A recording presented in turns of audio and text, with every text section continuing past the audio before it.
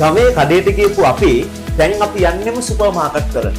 Super market වලට යද්දී ඔයා දන්නවද සුපර් මාකට් වලින් ඔයාගේ සාක්කුවේ තියෙන සල්ලි ටික ඇදලා ගන්න පාවිච්චි කරන උපක්‍රම තියෙනවා.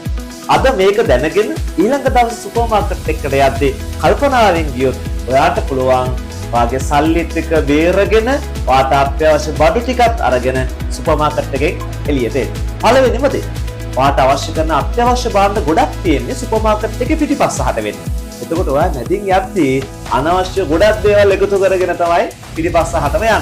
ඒ හින්දා ආය මුලින්ම පිටිපස්සහට ගිහිල්ලා අත්‍යවශ්‍ය ටික අරගෙන ඔයා ආයෙ මෙහෙට එන්න.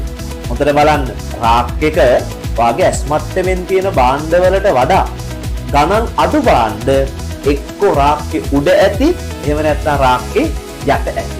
අනිවාර්යෙන් ඇස්මත්තෙමින් එහාට ගිහිල්ලා ඔයා චුට්ටක් භාණ්ඩ හොයලා බලන්න වෙහෙසෙන්න ඕනේ.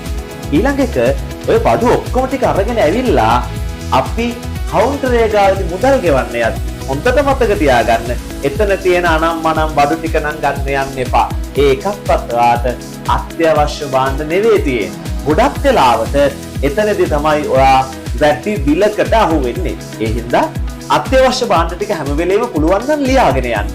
ගිහිල්ලා ඒ බඩු ටික අරගෙන ඊට පස්සේ ඔයාට ඕන නම් තව චූටි බඩු ටිකක් ගත්තට කවන්නේ නැහැ.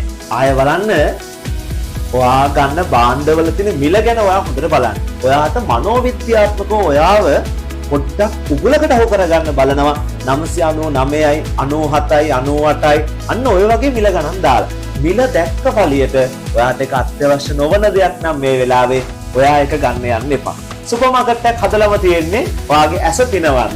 ඔයාට අවශ්‍ය දෙයට වඩා ගොඩක් දේවල් ඔයාට දීලා ඔයාගේ තියෙන පසුම්බියේ තියෙන මුදල් ටික යාලා ගන්න තමයි උත්සාහවන්ත වෙන්නේ. ඉතින් අපි ඒවට අහු නොවි අපි අපේ බඩු ටිකත් අරගෙන අත්‍යවශ්‍ය භාණ්ඩ ටිකත් අරගෙන අපි සතුටින් අපේ සුපර් මාකට් එකෙන් එළියට එන්න ආයෙ පුරුදු වෙමු.